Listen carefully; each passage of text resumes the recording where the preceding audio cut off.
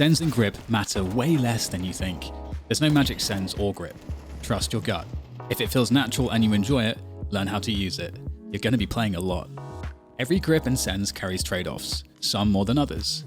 Don't be tempted to change things because you think that changing something will fix your problems. Always analyze your technique first. I guarantee that this or in-game decision making is the problem. Instead of changing your grip, changing a mouse shape to better fit your natural grip will have faster returns than using a new shape that forces you to use a different grip. If you change sens, do it to teach yourself new aiming techniques that you can integrate onto your original sens. Faster sens uses more fingertips and wrist, slower sens emphasizes more arm technique. Although optimal sens ranges exist for games, they are broad and obsessing over this isn't worth your time. If your game has good training tools, use them. Everything I say about aim trainers applies to in-game aim training tools as well. Mouse control is mouse control after all. If your game doesn't have tools, learn to enjoy the process of aim training in aim trainers or different games. The reason people don't enjoy aim trainers or in-game scenarios is because they don't know how to coach themselves. Whether you use an aim trainer or not, you have to train correctly. If you're being coached, the coach wouldn't tell you to just go and play a game and never give you any feedback or anything to focus on, because learning doesn't work this way.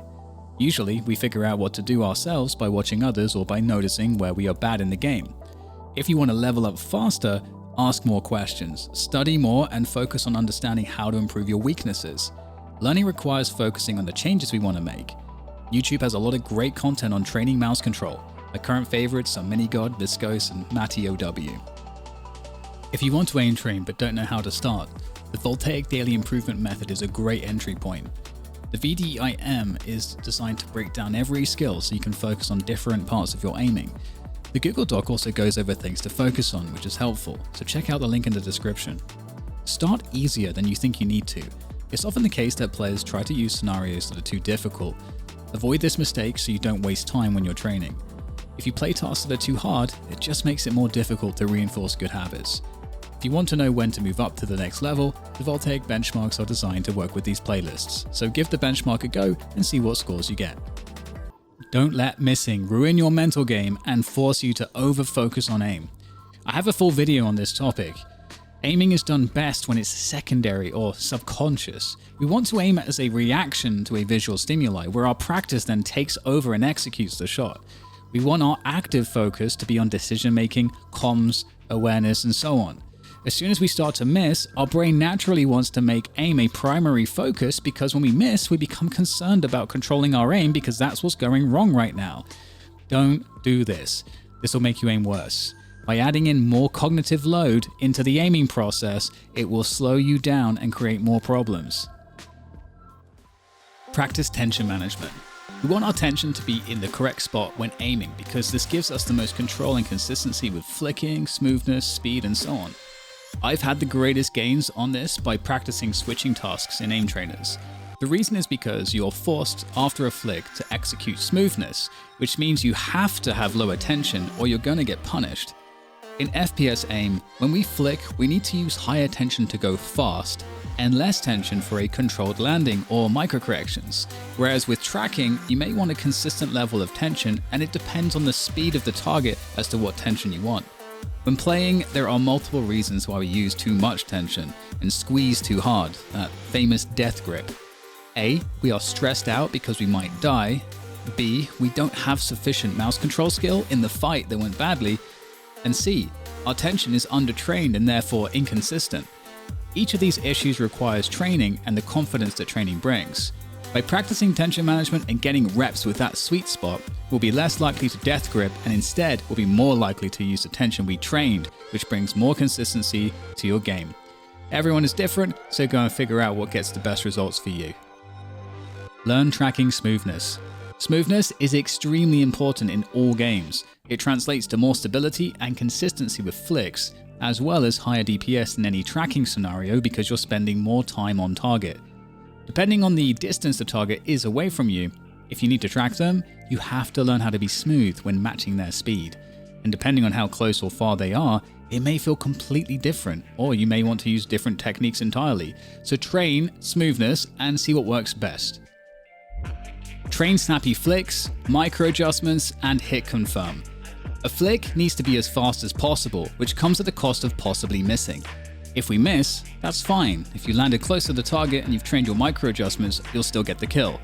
Extra points if you've learned how to undershoot as opposed to overshoot, as this makes the micro adjustments easier. Learn how to apply the Bardos method or bar pill when training your flicking. The reason why this method is important is because in FPS games, we need to be the ones shooting first, so that initial flick needs to be really fast. As this can come at the cost of accuracy, our micro correction technique is going to pick up the slack. A word of warning, don't only train small dot tasks or precision-based maps in your game. Try and experiment with isolating the skills further, breaking them down into just the first flick or just the micro adjustment, and then put it all together afterwards. Movement reading. Movement reading can be reactive or predictive, but both require your eyes. If for any reason you're tired, your eyes' ability to focus or respond quickly may be diminished.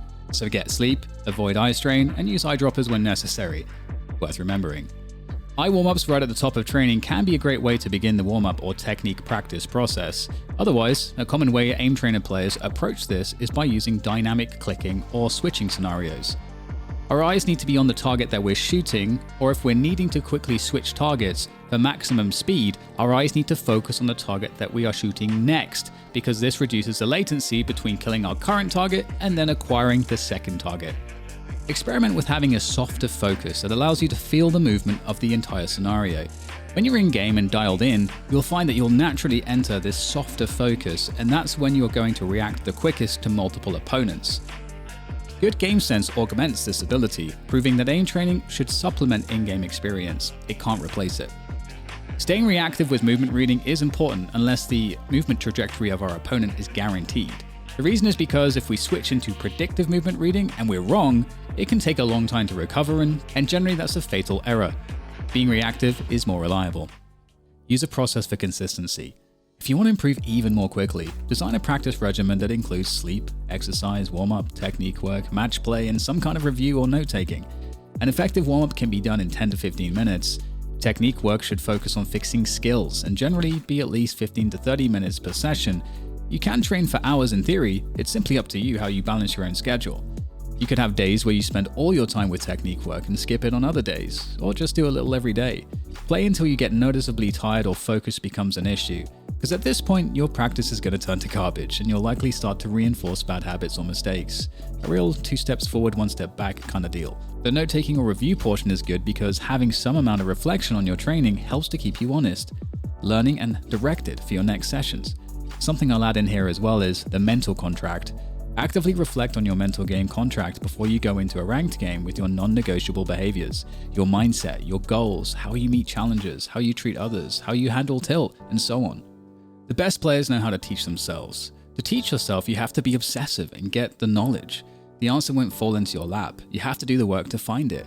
As a GM, this is a character trait that I look for in players, especially in an environment where they receive coaching. I need to know the player has the ability and willingness to solve their own problems as an expression of their own agency and how seriously they take their own goals. If they have a coach, they need to be using them as a resource, not something to be relying on. If you want to get good and fast, this is the most important thing you need, and it applies to aim as well as everything else in life. Self-coaching simply requires you to go and get the knowledge you don't have. The challenge is often not knowing what knowledge you need to find, so you have to be willing to try things that won't work and spend time studying stuff that may not be useful in order to find the gold. If your goal is strong enough, you won't give up and you'll keep going until you win. I hope you guys enjoyed this video. Stay tuned for more FPS performance tips, tricks, guides, and more on the channel. Thank you for watching.